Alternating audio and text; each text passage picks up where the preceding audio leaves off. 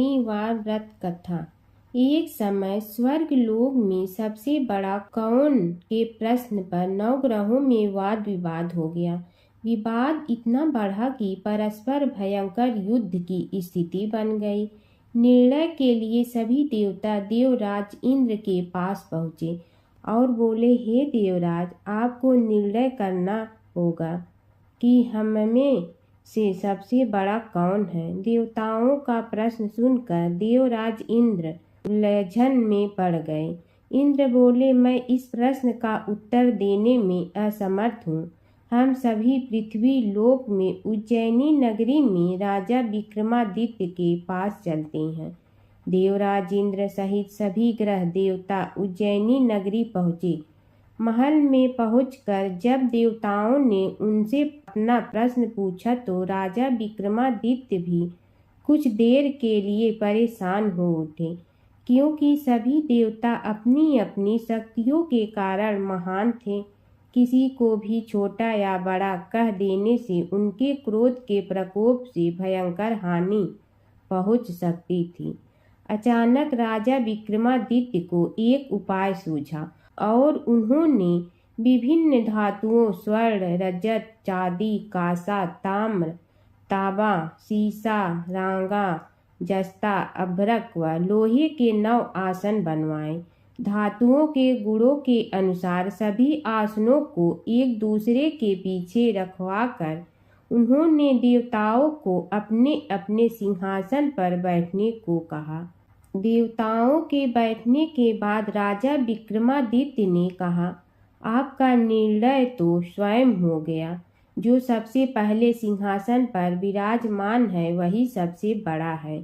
राजा विक्रमादित्य के निर्णय को सुनकर शनि देवता ने सबसे पीछे आसन पर बैठने के कारण अपने को छोटा जानकर क्रोधित होकर कहा, राजा विक्रमादित्य, तुमने मुझे सबसे पीछे बैठाकर मेरा अपमान किया है। तुम मेरी शक्तियों से परिचित नहीं हो। मैं तुम्हारा सर्वनाश कर दूंगा। शनि ने कहा, सूर्य एक राशि पर 1 महीने, चंद्रमा 2.25 दिन, मंगल 1.5 महीने, बुध और शुक्र 1 महीने, बृहस्पति 13 महीने रहती हैं, लेकिन मैं किसी राशि पर 7.5 वर्ष 7.5 तक रहता हूँ।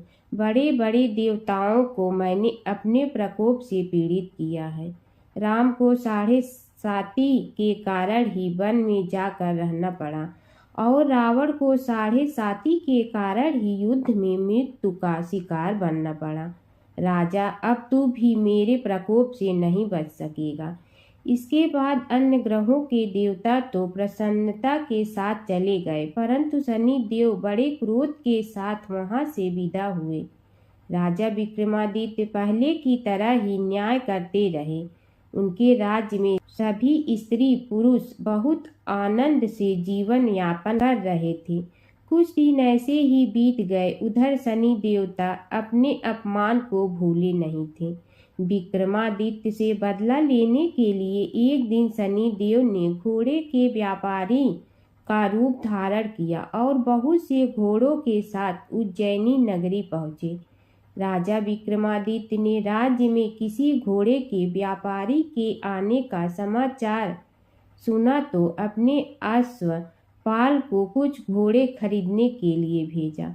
घोड़े बहुत कीमती थे। अश्वपाल ने जब वापस लौटकर इस संबंध में बताया तो राजा विक्रमादित्य ने स्वयं आकर एक सुंदर व शक्तिशाली घोड़े को पसंद किया। घोड़े की चाल देखने के लिए राजा उस घोड़े पर सवार हुए तो वह घोड़ा बिजली की गति से दौड़ पड़ा। तेजी से दौड़ता घोड़ा राजा को दूर एक जंगल में ले गया और फिर राजा को वहां गिराकर जंगल में कहीं गायब हो गया। राजा अपने नगर को लौटने के लिए जंगल में भटकने लगा, लेकिन उन्हें लौटने का कोई रास्ता नहीं मिला। राजा को भूख प्यास लगी थी। बहुत घूमने पर उसे एक चरवाहा मिला। राजा ने उससे पानी मांगा। पानी पीकर राजा ने उस चरवाहे को अपनी अंगूठी दे दी। फिर उससे रास्ता पूछकर वह जंगल से निकलकर पास के नगर में पहुंचा। राजा ने एक सेठ की दुकान पर बैठकर कुछ देर आराम किया। उस सेठ ने राजा से बातचीत की तो राजा ने उसे बताया कि मैं उज्जैनी नगरी से आया हूँ। राजा की कुछ देर दुकान पर बैठने से सेठ जी की बहुत बिक्री हुई। सेठ ने राजा को बहुत भाग्यवान समझा और खुश होकर उसे अपने घर भोजन के लिए ले गया। सेठ के घर में सोने का एक हार खुटी पर लटका हुआ था। राजा को उस कमरे में छोड़कर सेठ कुछ देर के लिए बाहर गया। तभी एक आश्चर्यजनक घटना घटी। राजा के देखते देखते सोने के उस हार को खूंटी निगल गई। सेठ ने कमरे में लौटकर हार को गायब देखा तो चोरी का संदेह राजा पर ही किया, क्योंकि उस कमरे में राजा ही अकेला बैठा था। सेठ ने अपने नौकरों से कहा कि इस परदेसी को रस्सियों से बांधकर नगर के राजा के पास ले चलो। राजा ने विक्रमादित्य से हार के बारे में पूछा तो उसने बताया कि उसके देखते खुटी ने हार को निगल लिया था। इस पर राजा ने क्रोधित होकर चोरी करने के अपराध में विक्रमादित्य के हाथ पांव काटने का आदेश दे दिया। राजा विक्रमादित्य के हाथ पांव काटकर उसे नगर की सड़क पर छोड़ दिया गया। कुछ दिन बाद एक तेली उसे उठाकर अपने घर ले गया और उसे अपने कोल्हू पर बैठा दिया। राजा आवाज देकर बैलों को हाँकता रहता। इस तरह तेली का बैल चलता रहा और राजा को भोजन मिलता रहा। शनि के प्रकोप की 7.5 पूरी होने पर वर्षा ऋतु प्रारंभ हुई। राजा विक्रमादित्य एक रात मेघ मल्हार गा रहा था कि तभी नगर के राजा की लड़की राजकुमारी मोहिनी रथ पर सवार उस तेली के घर के पास से गुजरी। उसने मेघ मल्हार सुना तो उसे बहुत अच्छा लगा और दासी को भेजकर गाने वाले को बुला लाने को कहा। दासी ने लौटकर राजकुमारी को अपंग राजा के बारे में सब कुछ बता दिया। राजकुमारी उसके मेघ मल्हार से बहुत मोहित हुई, अतः उसने सब कुछ जानकर भी अपंग राजा से विवाह करने का निश्चय कर लिया। राजकुमारी ने अपने माता पिता से जब यह बात कही तो वे हैरान रह गए। रानी ने मोहिनी को समझाया, बेटी तेरे भाग्य में तो किसी राजा की रानी होना लिखा है, फिर तू उस अपंग से विवाह करके अपने पांव पर कुल्हाड़ी क्यों मार रही है। राजकुमारी ने अपनी जिद नहीं छोड़ी। अपनी जिद पूरी कराने के लिए उसने भोजन करना छोड़ दिया और प्राण त्याग देने का निश्चय कर लिया। आखिर राजा रानी को विवश होकर अपंग विक्रमादित्य से राजकुमारी का विवाह करना पड़ा। विवाह के बाद राजा विक्रमादित्य और राजकुमारी तेली के घर में रहने लगे। उसी रात स्वप्न में शनिदेव ने राजा से कहा, राजा तुमने मेरा प्रकोप देख लिया, मैंने तुम्हें अपने अपमान का दंड दिया है। राजा ने शनिदेव से क्षमा करने को कहा और प्रार्थना की, हे शनिदेव आपने जितना दुख मुझे दिया है अन्य किसी को न देना।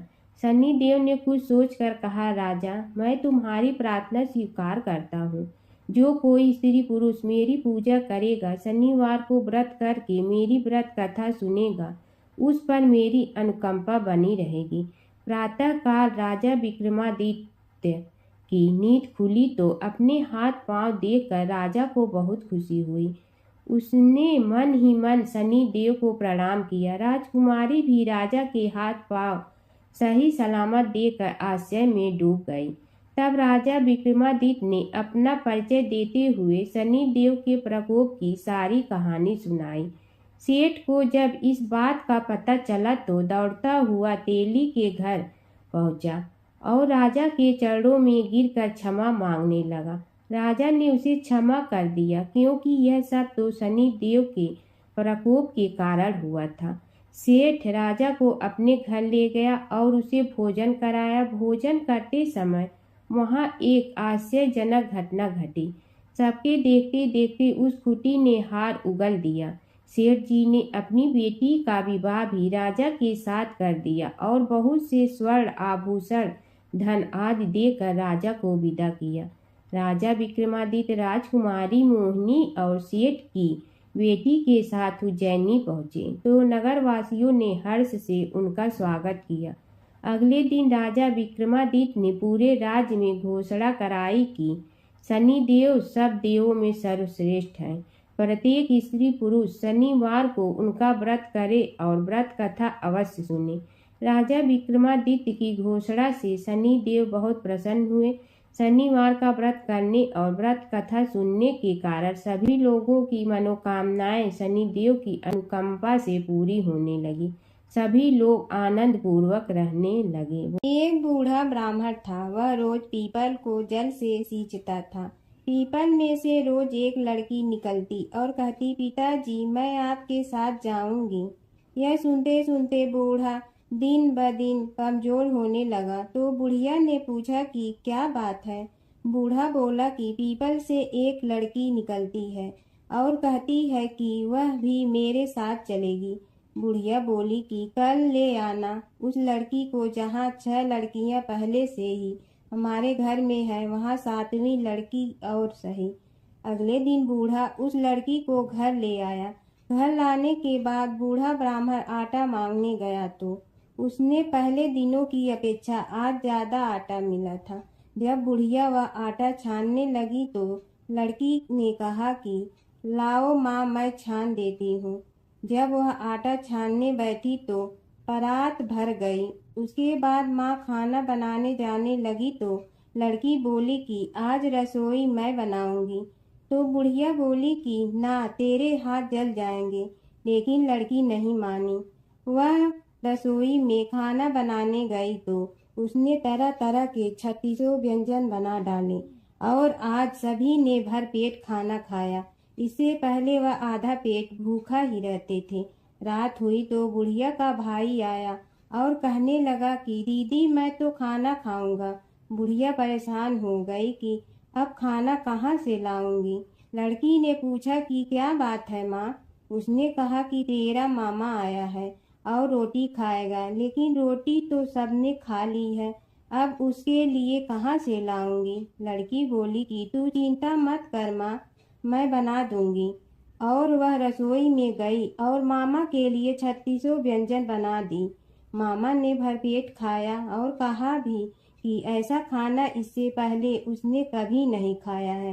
बुढ़िया ने कहा कि भाई तेरी बावनी भाजी है, उसी ने बनाया है। शाम हुई तो लड़की बोली कि माँ चौका लगा के चौके का दिया जला देना, कोठे में मैं सोऊंगी। बुढ़िया बोली कि ना बेटी तू डर जाएगी। लेकिन वह बोली कि ना माँ, मैं नहीं डरूंगी, मैं अंदर कोठे में ही सोऊंगी। वह कोठे में ही जाकर सो गई। आधी रात को लड़की उठी और चारों ओर आंख मारी तो धन ही धन हो गया। वह बाहर जाने लगी तो एक बूढ़ा ब्राह्मण सो रहा था। उसने देखा तो कहा कि बेटी तू कहाँ चली।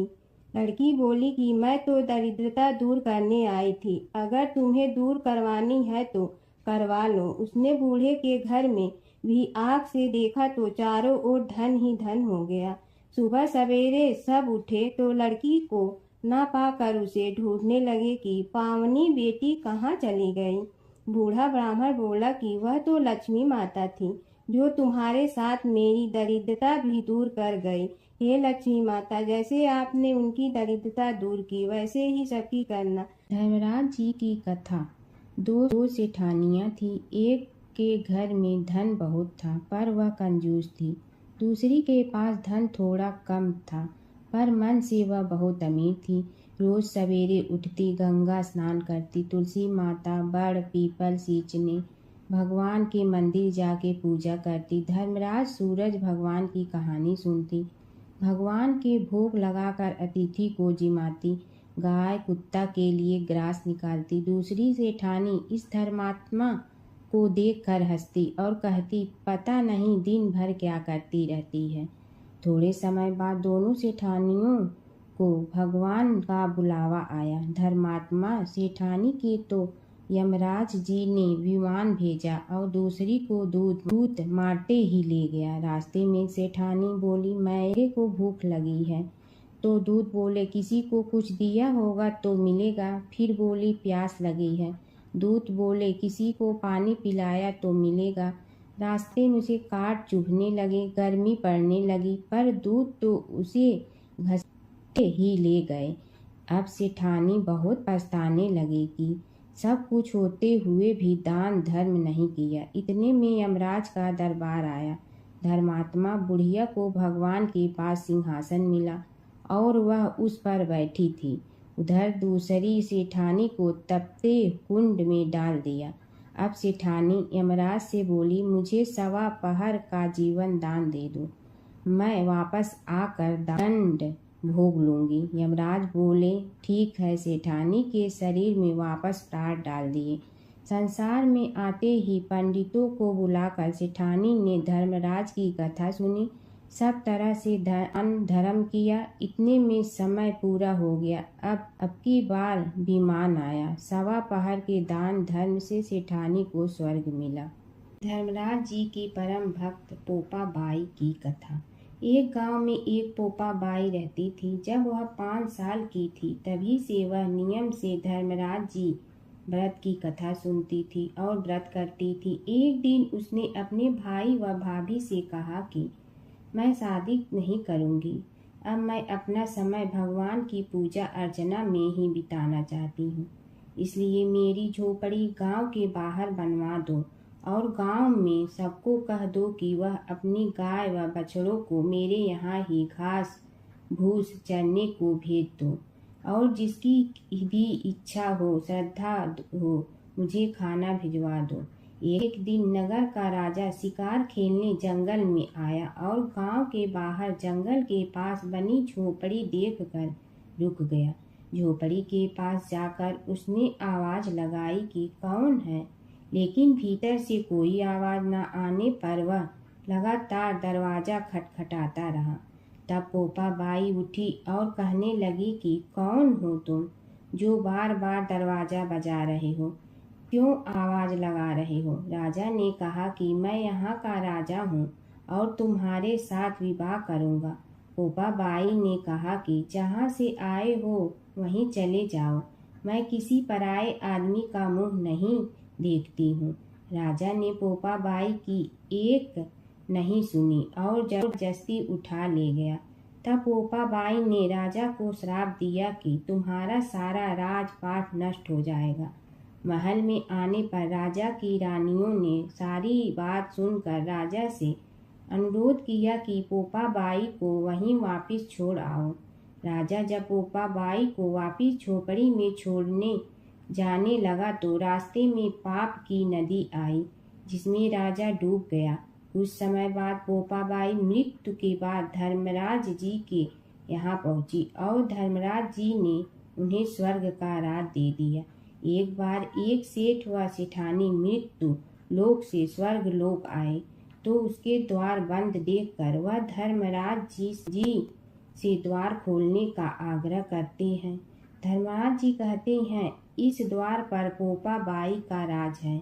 इस पर सेठ सेठानी कहते हैं कि हम पोपा बाई को नहीं जानते हैं। धर्मराज जी उन दोनों की बात सुनकर कहते हैं कि तुम दोनों 7 दिन तक मृत्युलोक में रहो।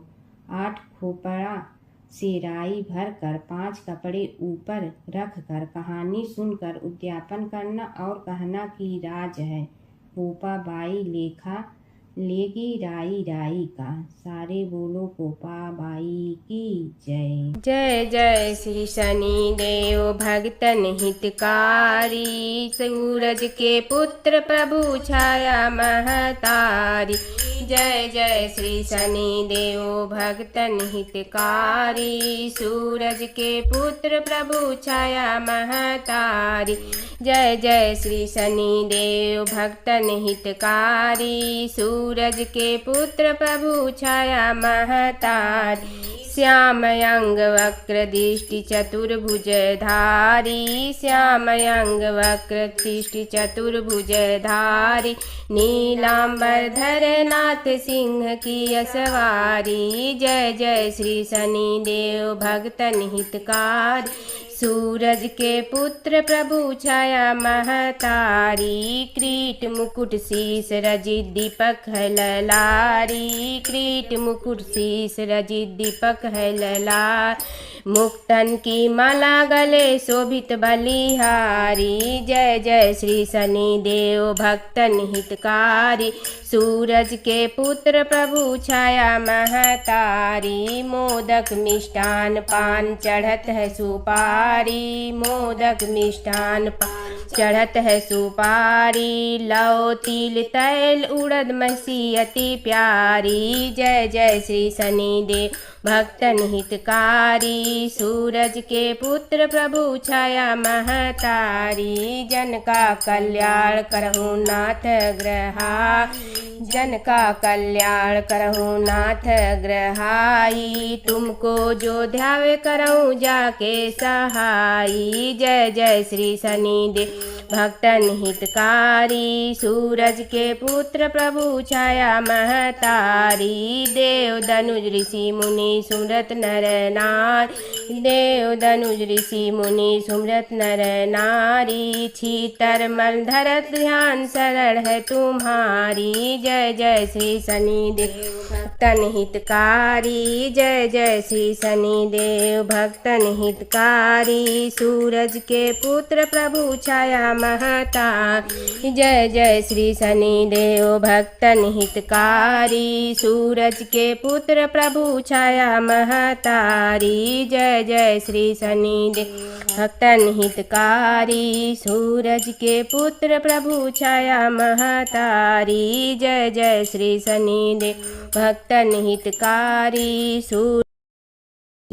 श्री रामचंद्र कृपाल भजु मन हरण भव भय दारुणम नव कंच लोचन कंज मुख कर कंज पद कंजारूढ़, श्री रामचंद्र कृपाल भजु मन हरण भव भय दारुणम नव कंज लोचन कंज मुख कर कंज पद कंजारूढ़म, श्री रामचंद्र कृपाल भज मन हरण भव भय दारुण, श्री राम कंदर्पय गणित अमित छवि नव नील नीरद सुंदरम, कंदर्पय गणित अमित छवि नव नील नीरद सुंदर, पटपीत मानहु तड़ित रुचि सुचि नौमि जनक सुतावरम, श्री रामचंद्र कृपाल भज मन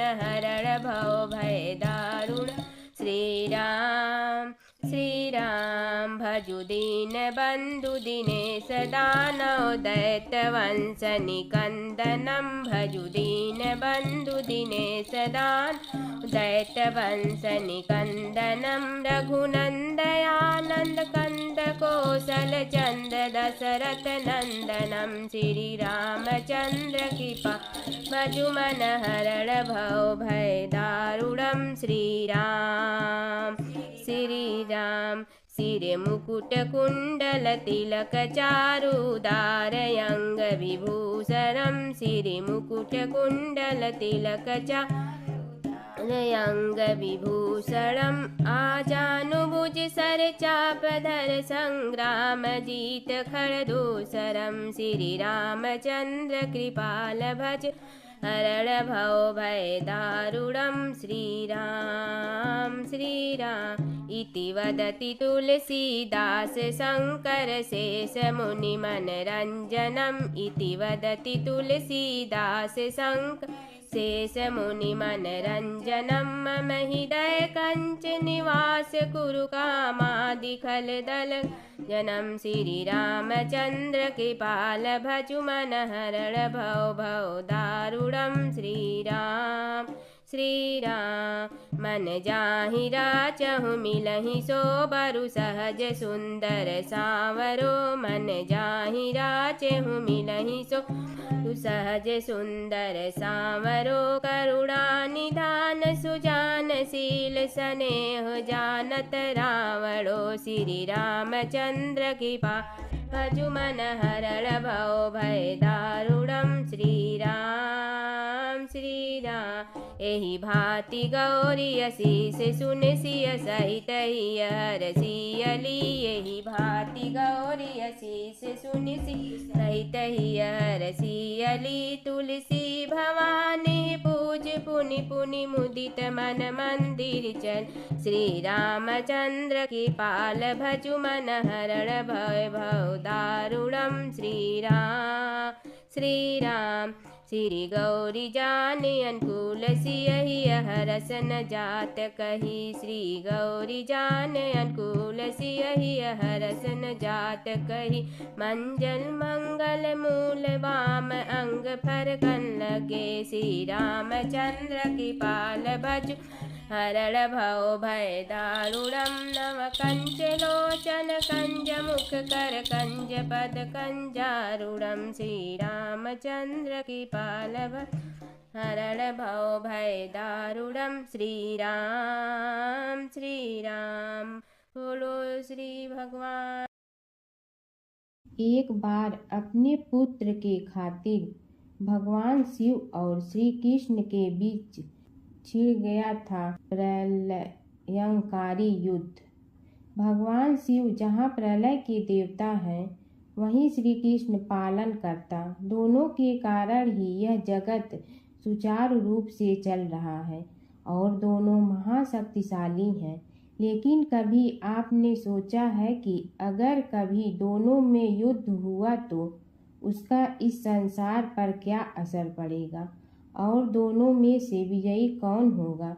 चलिए जानते हैं एक पौराणिक कथा जहां इन दोनों के भयंकर युद्ध का वर्णन मिलता है। पौराणिक कथा के अनुसार एक बार राजा बलि के सबसे बड़े पुत्र बाणासुर ने शिवपुत्र कार्तिकेय की सुंदरता से मोहित होकर भगवान शिव का पुत्र बनने की इच्छा जताई।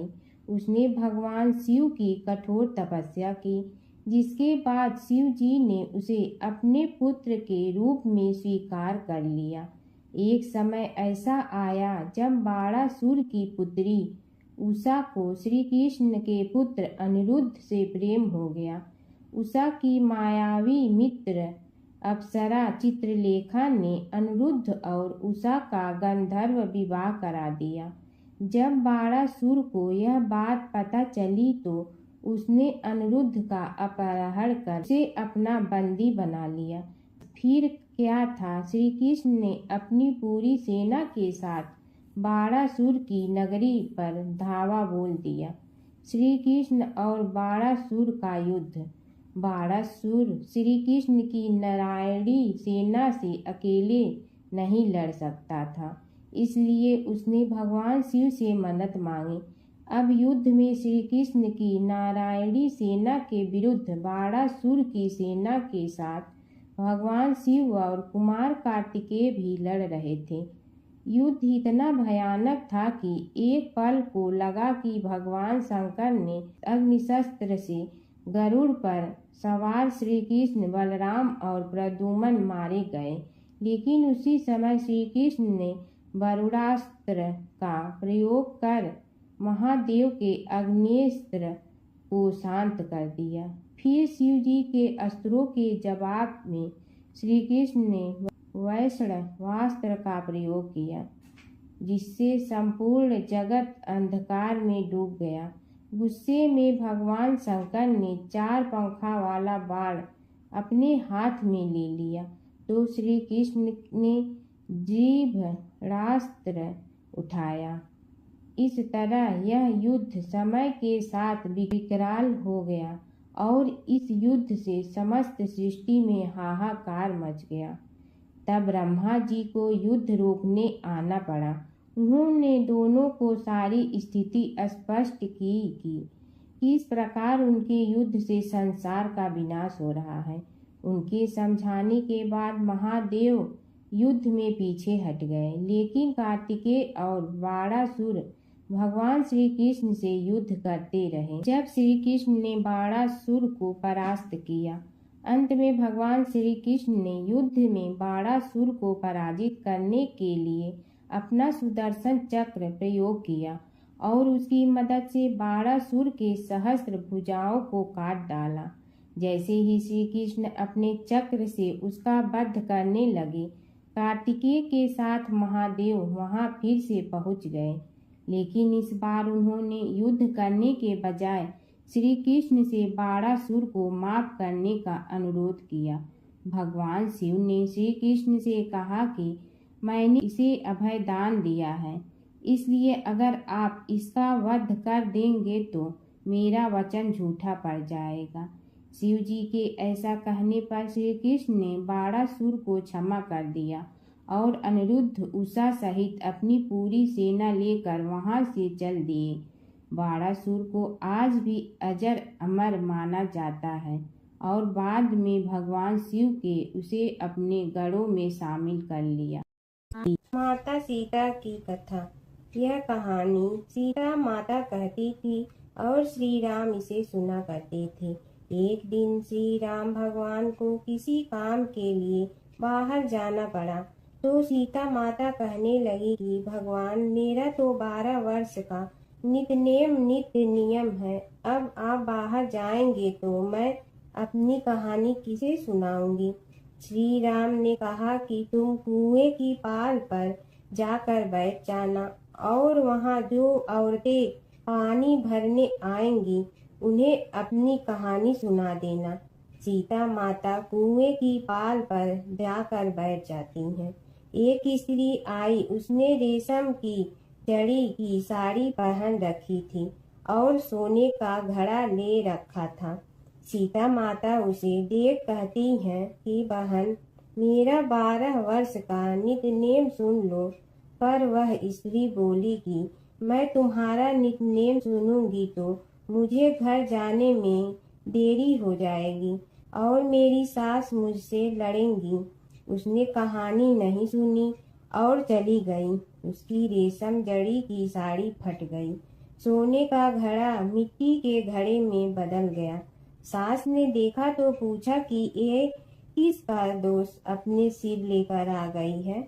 बहू ने कहा कि कुएं पर एक औरत बैठी थी, उसने कहानी सुनने के लिए कहा, लेकिन मैंने सुनी नहीं, जिसका यह फल मिला है।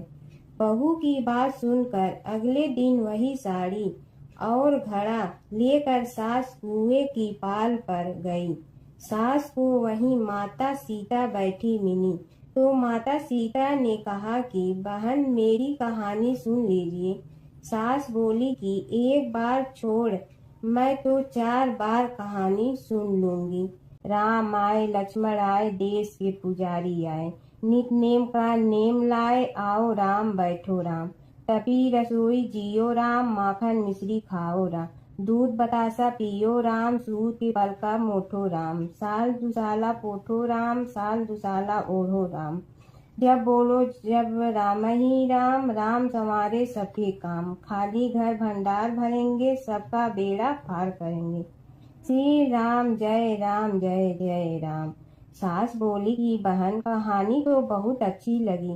कहानी सुनकर सास घर चली गई और उसकी साड़ी फिर से रेशम जड़ी की बन गई।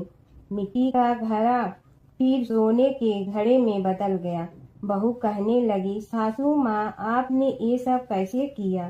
सास ने कहा कि बहू, तू दोष लगा के आई थी और मैं अब दोष उतार कर आ रही हूँ। बहू ने फिर पूछा कि वह कुएं वाली स्त्री कौन है।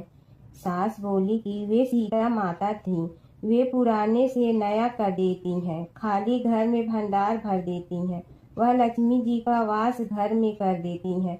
आदमी की जो भी इच्छा हो उसे पूरा कर देती हैं। बहू बोली कि ऐसी कहानी मुझे भी सुना दो। सास बोली कि ठीक है, तुम भी सुनो। और सास ने कहानी शुरू की। राम आए, लक्ष्मण आए, देश के पुजारी आए, नित नेम का नेम लाए, आओ राम बैठो राम। तपी रसोई जियो राम, माखन मिश्री खाओ राम। दूध बतासा पियो राम, सूत के पल का मोठो राम।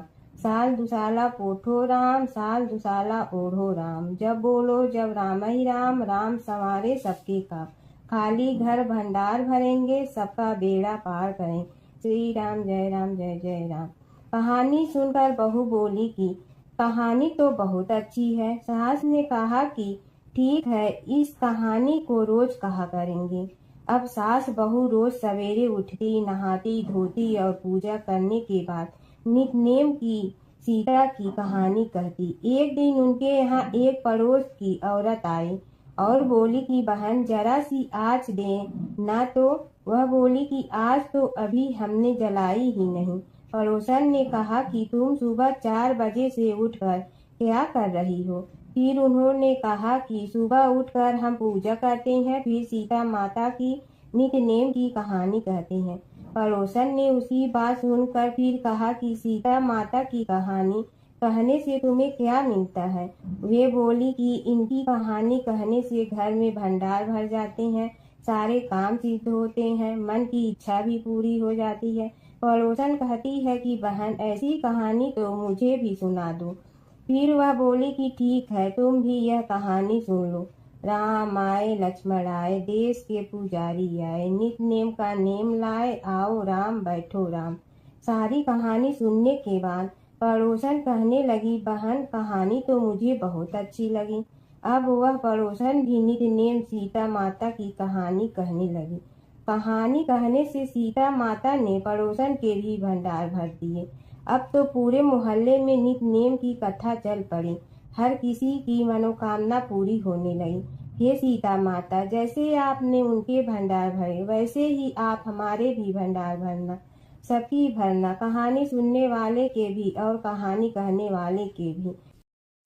गणेश और बुढ़िया माई की कथा।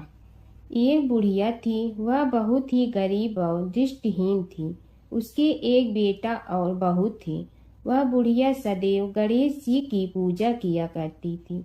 एक दिन गणेश जी प्रकट होकर उस बुढ़िया से बोले, बुढ़िया माँ, तू जो चाहे सो मांग ले। बुढ़िया बोली, मुझे तो मांगना नहीं आता, कैसे और क्या मांगूं? तब गणेश जी बोले, अपने बहू बेटे से पूछ कर मांग ले। तब बुढ़िया ने अपने बेटे से कहा, गणेश जी कहते हैं तू कुछ मांग ले, बता मैं क्या मांगूं? पुत्र ने कहा, माँ तू धन मांग ले।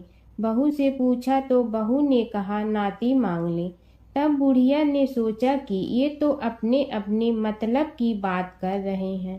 अतः उस बुढ़िया ने पड़ोसन से पूछा तो उन्होंने कहा, बुढ़िया तू तो थोड़े दिन जियोगी, क्यों तू धन मांगो और क्यों नाती मांगे? तू तो अपनी आँखों की रोशनी मांग ले, जिससे तेरी जिंदगी आराम से कट जाए।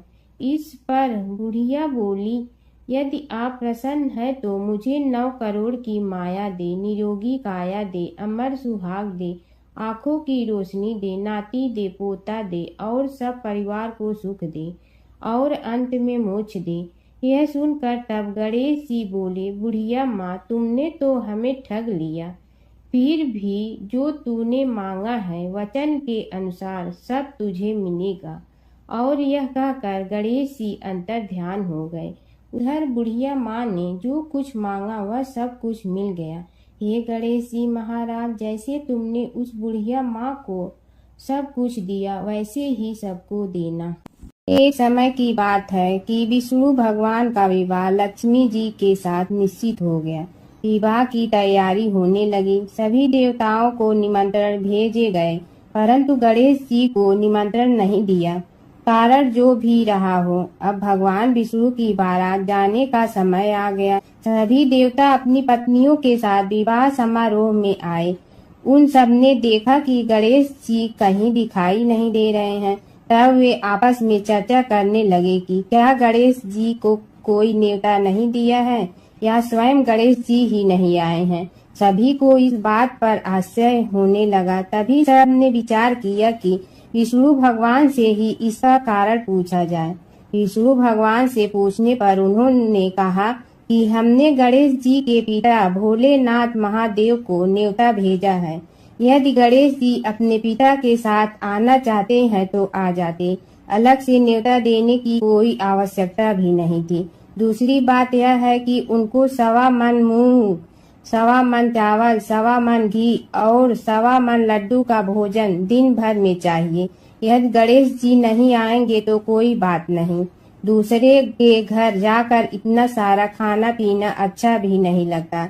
इतनी वार्ता कर ही रहे थे कि किसी एक ने सुझाव दिया, यदि गणेश जी आ भी जाए तो उनके द्वारपाल बनाकर बैठा देंगे कि आप घर की याद रखना। आप तो चूहे पर बैठकर धीरे धीरे चलोगे तो बारात से बहुत पीछे रह जाओगे। यह सुझाव भी सबको पसंद आ गया तो विष्णु भगवान ने भी अपनी सहमति दे दी। होना क्या था कि इतने में गणेश जी वहां आ पहुंचे और उन्हें समझा बुझा कर घर की रखवाली करने बैठा दिया गया। बारात चल रही थी तब नारद जी ने देखा कि गणेश जी तो दरवाजे पर ही बैठे हुए हैं, तो वे गणेश जी के पास गए और रुकने का कारण पूछा।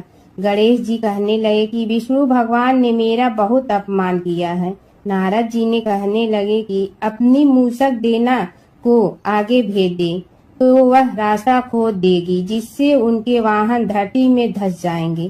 तब आपको सम्मान पूर्वक बुलाना पड़ेगा।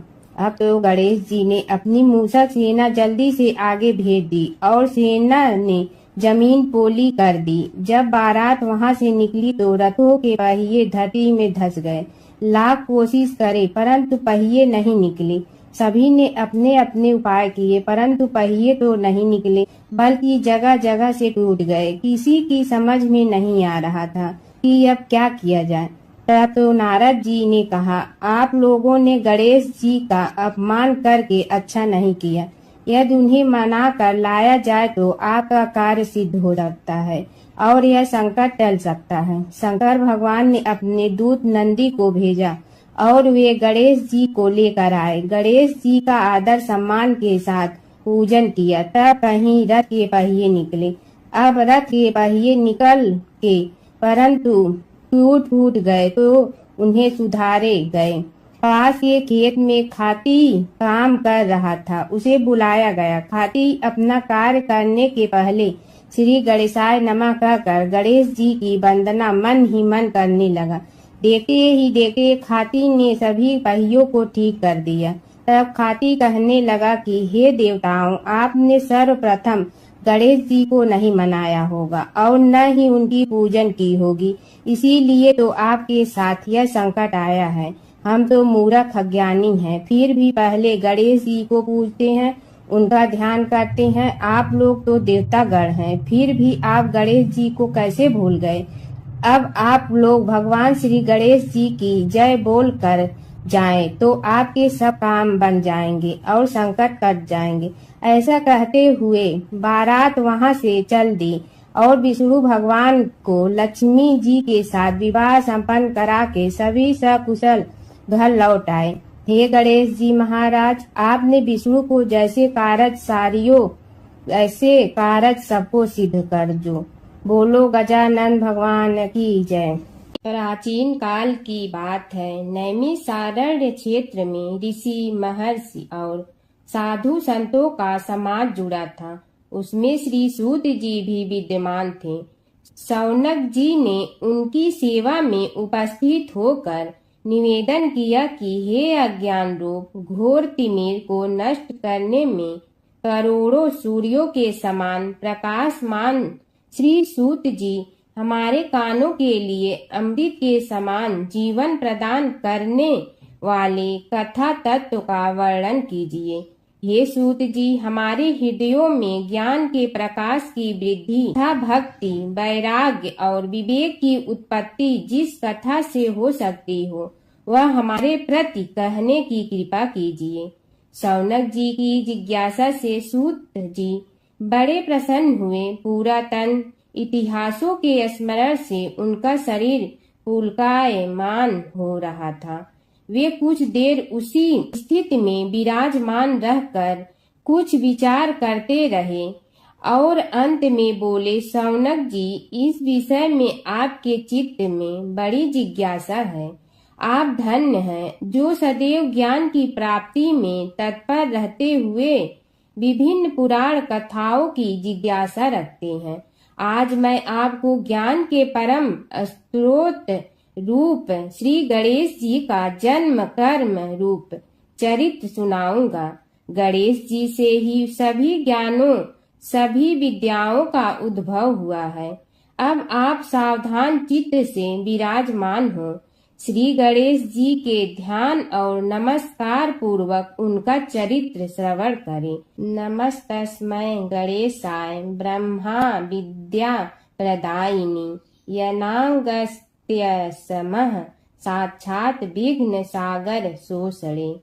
कैसे हैं वे श्री गणेश जो सभी प्रकार की ब्रह्म विद्याओं को प्रदान करने वाले अर्थात ब्रह्मा के सगुण और निर्गुण स्वरूप पर प्रकाश डालने और जीव ब्रह्मा का अभेद प्रतिपादन करने वाली विद्याओं के दाता हैं। वे विघ्नों के समुद्रों को महर्षि अगस्त के समान शोषण करने में समर्थ हैं।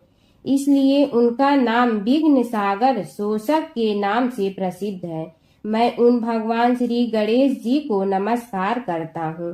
प्रथम पूजा के अधिकारी श्री गणेश जी, यह कहकर सूत जी कुछ समय के लिए मौन हो गए और फिर बोले, शौनक जी, भगवान गणेश जी ही सर्वप्रथम पूजा प्राप्ति के अधिकारी हैं। किसी भी देवता की पूजा करो, पहले उनकी पूजा करो। शौनक जी ने निवेदन किया, हे भगवान, हे सूत, सर्वप्रथम यह बताने की कृपा कीजिए कि गणेश जी को प्रथम पूजा का अधिकार किस प्रकार प्राप्त हुआ। इस विषय में मेरी बुद्धि मोह को प्राप्त हो रही है कि सृष्टि रचयिता ब्रह्मा जी, पालन करता भगवान नारायण और संहार करता शिव जी में से किसी को प्रथम पूजा का अधिकारी क्यों नहीं माना गया। यह त्रिदेव ही तो सबसे बड़ा देवता माने जाते हैं। सूत जी ने कहा, शौनक जी, यह भी एक रहस्य ही है। देखो, अधिकार मांगने से नहीं मिलता, इसके लिए योग्यता होनी चाहिए। संसार में अनेकों देवी देवताएं पूजे जाते हैं।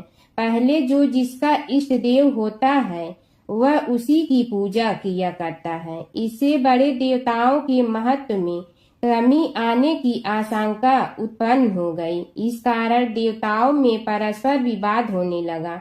वे उसका निर्णय प्राप्त करने के लिए शिव जी के पास पहुँचे और प्रणाम करके पूछने लगे, प्रभु, हम सब में प्रथम पूजा का अधिकारी कौन है। शिव जी सोचने लगे कि किसे प्रथम पूजा का अधिकारी माने। तभी उन्हें एक युक्ति सूझी। बोले, देवगण, इसका निपटारा बातों से नहीं तथ्यों से होगा। इसके लिए एक प्रतियोगिता रखनी होगी, शिव की परिक्रमा करने की प्रतियोगिता।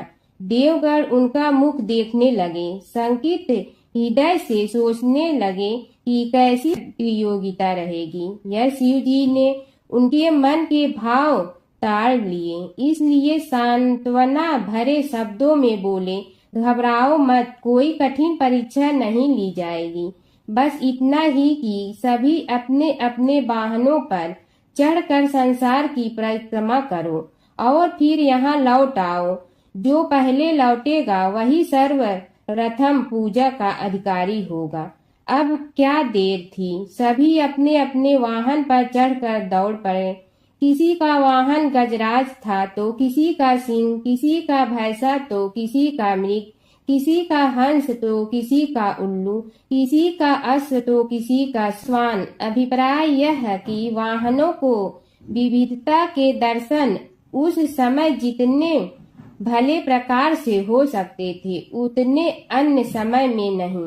सबसे गया बीता वाहन गणेश जी का था मूषक, उससे चूहा भी कहते हैं। ऐसे वाहन के बल भरोसे इस प्रतियोगिता में सफल होना तो क्या, सम्मिलित होना भी हास्यास्पद है। गणेश जी ने सोचा, छोड़ो, क्या होगा प्रतियोगिता में भाग लेने से, हम तो यहाँ बैठे रहकर ही तमाशा देखेंगे। वे बहुत देर तक विचार करते रहे। अंत में उन्हें एक युक्ति सूझी।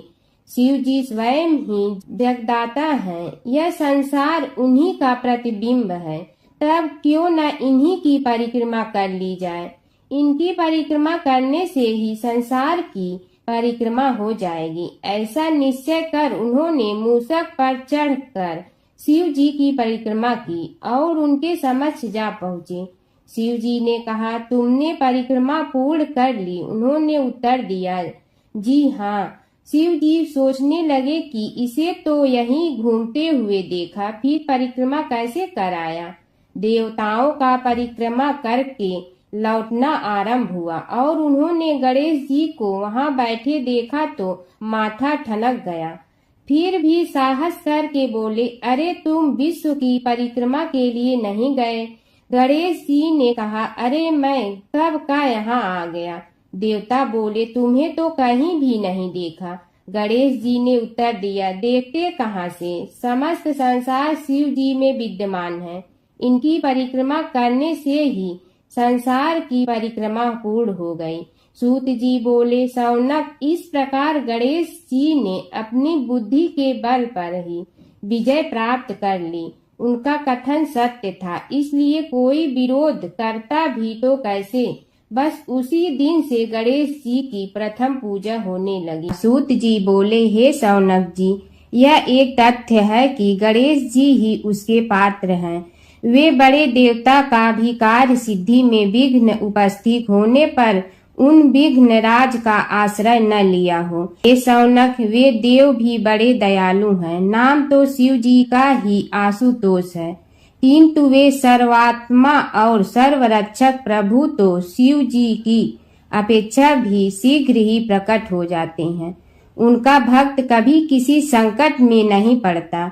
यदि प्रारब्ध वशात कभी किसी विपत्ति में पड़ भी जाता है तो गणेश्वर की उपासना करने पर उनके अनुग्रह से उनके समस्त दुख दूर होकर परम सुख की प्राप्ति होती है।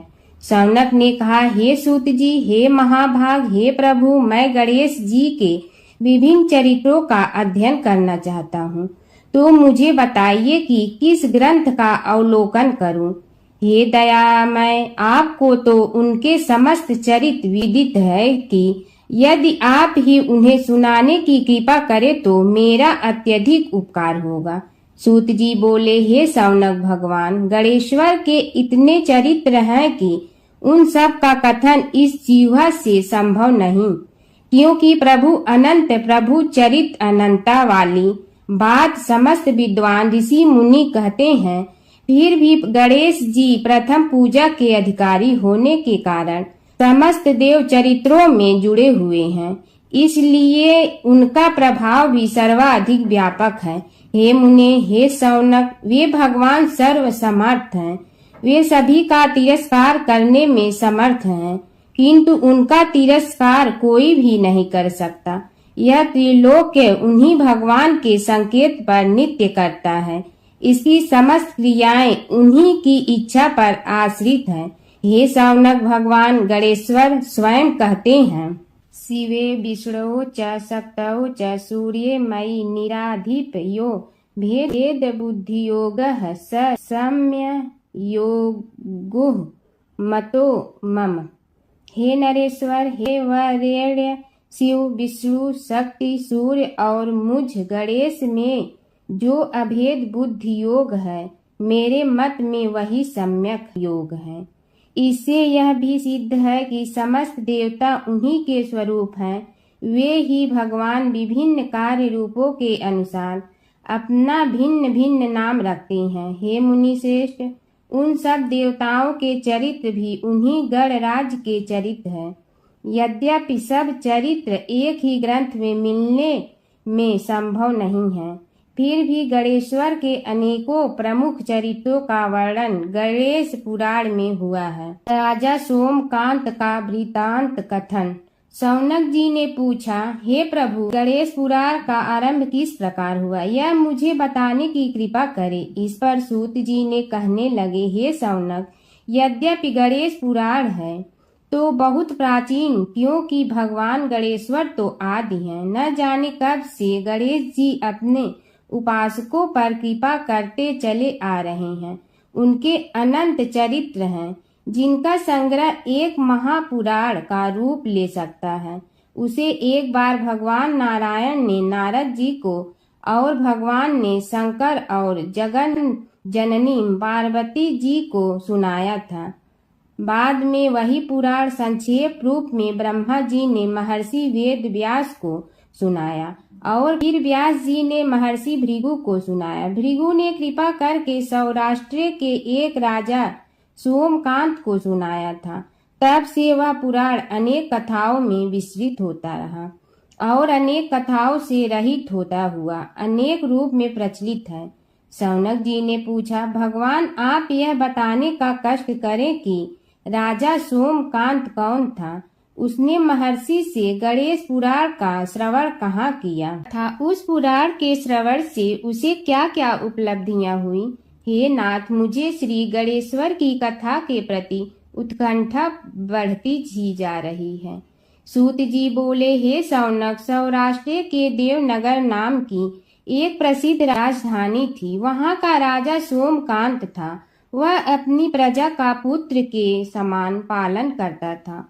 वह वेद ज्ञान संपन्न, शस्त्र विद्या में पारंगत एवं प्रबल प्रतापी राजा, समस्त राजाओं में मान्य तथा अत्यंत वैभवशाली था।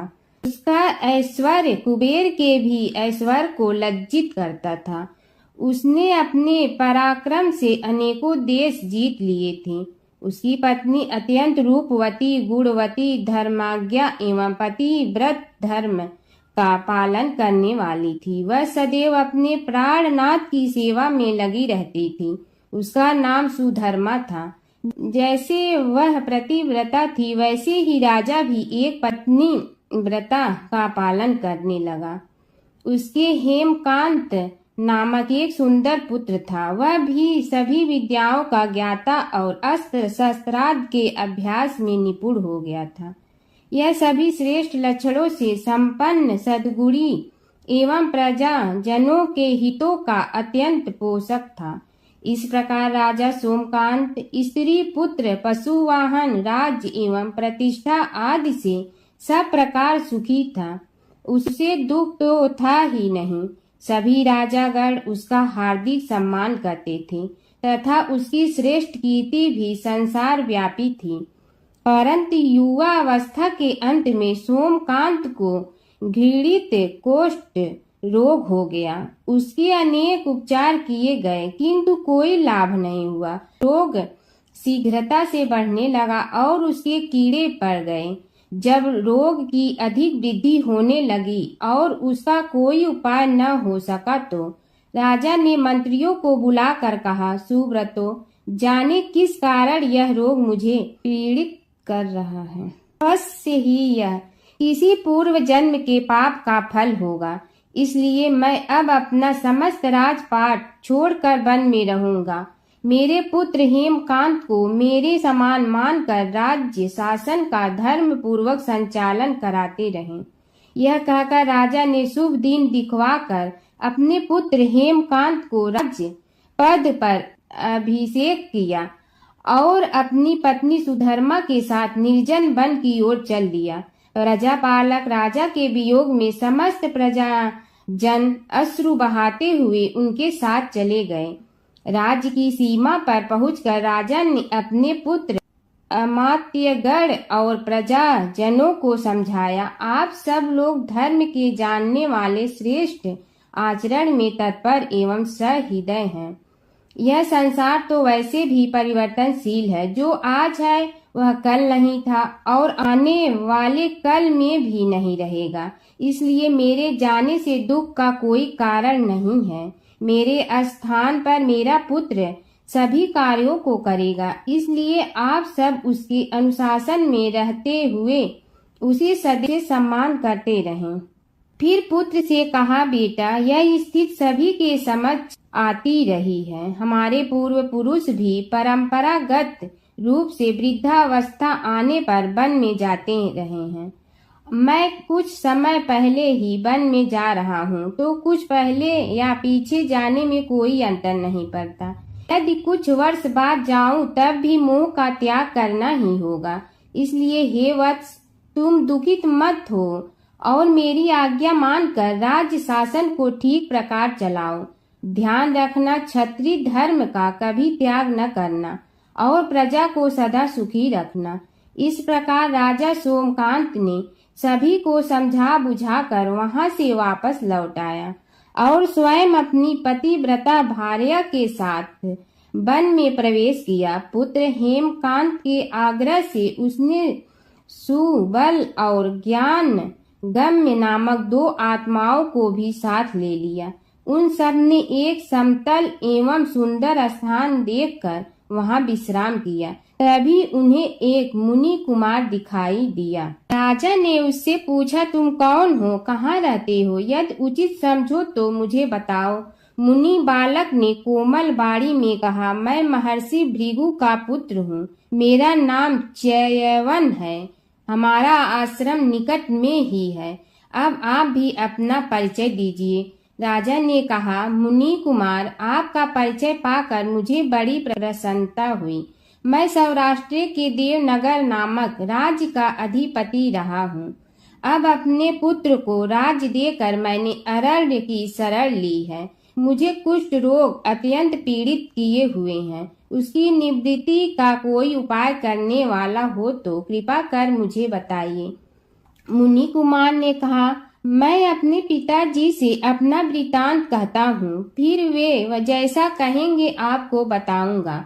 यह कहकर मुनि बालक चला गया और कुछ देर में ही आकर बोला, राजन, मैंने आपका वृतांत अपने पिताजी को बताया। उनकी आज्ञा हुई है कि आप सब मेरे साथ आश्रम में चलकर उनसे भेंट करें, तभी आपके रोग के विषय में भी विचार किया जाएगा। राजा सोमकांत के पूर्व जन्म का वृत्तांत भृगु द्वारा वर्णन। राजा अपनी पत्नी और अमात्यों के सहित च्यवन के साथ साथ भृगु आश्रम में जा पहुंचा और उन्हें प्रणाम कर बोला, हे भगवान, हे महर्षि, मैं आपकी शरण हूँ। आप मुझ कुष्ठी पर कृपा कीजिए। महर्षि बोले, राजन, यह तुम्हारे किसी पूर्व जन्म कृत पाप का ही उदय हो गया है। इसका उपाय मैं विचार करके बताऊंगा। आज तो तुम सब स्नान आदि से निवृत्त होकर रात्रि विश्राम करो। महर्षि की आज्ञा अनुसार सबने स्नान भोजन आदि के उपरांत रात्रि व्यतीत की और प्रातः काल स्नान आदि नित्य कर्मों से निवृत्त होकर महर्षि की सेवा में उपस्थित हुए। महर्षि ने कहा, राजन, मैंने तुम्हारे पूर्व जन्म का वृतांत जान लिया हूँ और यह भी विदित कर लिया है कि किस पाप के फल से तुम्हें इस रोग की प्राप्ति हुई है। यदि तुम चाहो तो उसे सुना दूं। राजा ने हाथ जोड़कर निवेदन किया, बड़ी कृपा होगी मुनिनाथ, मैं उसे सुनने के लिए उत्कंठित हूँ। महर्षि ने कहा, तुम पूर्व जन्म में एक धनवान वैश्य के लाडले पुत्र थे। वह वैश्य विंध्याचल के निकट कौलहार नामक ग्राम में निवास करता था। उसकी पत्नी का नाम सुलोचना था। तुम उसी वैश्य दंपत के पुत्र हुए। तुम्हारा नाम कामद था। तुम्हारा लालन पालन बड़े लाड चाव से हुआ। उन्होंने तुम्हारा विवाह एक अत्यंत सुंदरी वैश्य कन्या से कर दिया था, जिसका नाम कुटुम्बिनी था। यद्यप तुम्हारी भार्या सुशीला थी और तुम्हें सदैव धर्म में निरत देखना चाहती थी, किंतु तुम्हारा स्वभाव वासनांध होने के कारण दिन प्रतिदिन उज्जवल होता जा रहा था। किंतु माता पिता भी धार्मिक थे, इसलिए उनके सामने तुम्हारी उछलता दबी रही। परंतु माता पिता की मृत्यु के बाद तुम निरंकुश हो गए और अपनी पत्नी की बात भी नहीं मानते थे। तुम्हें अनाचार में प्रवृत्त देखकर उसे दुख होता था, तो भी उसका कुछ बस न चलता था। तुम्हारी उन्मत्तता चरम सीमा पर थी। अपनों से भी द्वेष और क्रूरता का व्यवहार किया करते थे। हत्या आदि कराते थे। तुम्हारे लिए सामान्य बात हो गई। पीड़ित व्यक्तियों ने तुम्हारे विरुद्ध राजा से पुकार की। अभियोग चला और तुम्हें राज्य की सीमा से भी बाहर चले जाने का आदेश हुआ। तब तुम घर छोड़कर किसी निर्जन वन में रहने लगे। उस समय तुम्हारा कार्य लोगों को लूटना और हत्या करना ही रह गया। एक दिन मध्याह्न काल था। गुणवर्धक नामक एक विद्वान ब्राह्मण उधर से निकला। बेचारा अपनी पत्नी को लिवाने के लिए ससुराल जा रहा था। तुमने उस ब्राह्मण युवक को पकड़कर लूट लिया। प्रतिरोध करने पर उसे मारने लगे तो वह चित्कार करने लगा, मुझे मत मार, मत मार, देख मेरा दूसरा विवाह हुआ है, मैं पत्नी को लेने के लिए जा रहा हूँ। किंतु तुम तो क्रोधवश में ऐसे लीन हो रहे थे कि तुमने उसकी बात सुनकर भी नहीं सुनी। जब उसे मारने लगे तो उसने श्राप दे दिया, अरे हत्यारे, मेरी हत्या के पाप से तो सहस्त्र कल्प तक घोर नरक भोगोगे। तुमने उसकी कोई चिंता न की और सिर काट लिया। राजन, तुमने ऐसी ऐसी एक नहीं बल्कि अनेक निरीह हत्याएं की थी, जिनकी गणना करना भी पाप है। इस प्रकार इस जन्म में तुमने घोर पाप कर्म किए थे, किंतु बुढ़ापा आने पर जब अशक्त हो गए तब तुम्हारे साथ जो क्रूर कर्मा थे वे भी किनारा कर गए। उन्होंने सोच लिया कि अब तो इसे खिलाना भी पड़ेगा, इसलिए मरने दो यहीं। अमोघ प्रभाव गणेश उपासना का कथन। राजन, अब तुम निरालंब थे, चल फिर तो सकते ही नहीं थे। भूख से पीड़ित रहने के कारण रोगों ने भी घेर लिया। उधर से जो कोई निकलता तुम्हें घृणा की दृष्टि से देखता हुआ चला जाता। तब तुम आहार की खोज में बड़ी कठिनाई से चलते हुए एक जीर्ण शीर्ण देवालय में पहुंचा। उसमें भगवान गणेश्वर की प्रतिमा विद्यमान थी। तब न जाने किस पुण्य के उदय होने से तुम्हारे मन में गणेश जी के प्रति भक्ति भाव जागृत हुआ। तुम निराहार रहकर उनकी उपासना करने लगे। उससे तुम्हें सब कुछ मिला और रोग भी कम हुआ। राजन, तुमने अपने साथियों की दृष्टि बचाकर बहुत सा धन एक स्थान पर गाड़ दिया था। अब तुमने उस धन को उसे देवालय के जीर्णोद्धार में लगाने का निश्चय किया। शिल्पी बुलाकर उस मंदिर को सुंदर और भव्य बनवा दिया। इस कारण कुख्याति सुख्याति में बदलने लगी। फिर यथा समय तुम्हारी मृत्यु हुई। यमदूतों ने पकड़कर तुम्हें यमराज के समक्ष उपस्थित किया। यमराज तुमसे बोले, जीव, तुमने पाप और पुण्य दोनों ही किए हैं और दोनों का ही भोग तुम्हें भोगना है, किंतु पहले पाप का फल भोगना चाहते हो पुण्य का। इसके उत्तर में तुमने प्रथम अपने पुण्य कर्मों के भोग की इच्छा प्रकट की और इसीलिए उन्होंने तुम्हें राजकुल में जन्म लेने के लिए भेज दिया। पूर्व जन्म में तुमने भगवान गणाध्यक्ष का सुंदर एवं भव्य मंदिर बनवाया था, इसलिए तुम्हें सुंदर देह की प्राप्ति हुई। यह कहकर महर्षि भृगु कुछ रुके। उन्होंने देखा कि राजा को इस वृतांत पर शंका हो रही है। तभी महर्षि के शरीर में असंख्य विकराल पक्षी उत्पन्न होकर राजा की ओर झपटे। उनकी चोंच बड़ी तीक्ष्ण थी, जिनसे वे राजा के शरीर को नोच नोच कर खाने लगे। उसके कारण उत्पन्न असहनीय पीड़ा से व्याकुल हुए राजा ने महर्षि के समक्ष हाथ जोड़कर निवेदन किया, प्रभु, आपका आश्रम तो समस्त द्वेष आदि से परे है और यहाँ मैं आपकी शरण में बैठा हूँ। तब यह पक्षी मुझे आकर ही क्यों पीड़ित कर रहे हैं? हे मुनिनाथ, इनसे मेरी रक्षा कीजिए। महर्षि ने राजा के अंतर्वचन सुनकर सांत्वना देते हुए कहा, राजन, तुमने मेरे वचनों में शंका की थी और जो मुझ सत्यवादी के कथन में शंका करते हैं उसे खाने के लिए मेरे शरीर से इसी प्रकार पक्षी प्रकट हो जाते हैं, जो कि मेरे हुंकार करने पर भस्म हो जाया करते हैं। यह कर महर्षि ने हुंकार की और तभी वे समस्त पक्षी भस्म हो गए। राजा श्रद्धावनत होकर उनके समक्ष अश्रुपात करता हुआ बोला, प्रभु, अब आप पाप से मुक्त होने का उपाय कीजिए। महर्षि ने कुछ विचार कर कहा, राजन, तुम पर भगवान गणेश्वर की कृपा सहज रूप से है और वे ही प्रभु तुम्हारे पापों को भी दूर करने में समर्थ हैं। इसलिए तुम उनके पाप नाशक चरित्रों का श्रवण करो।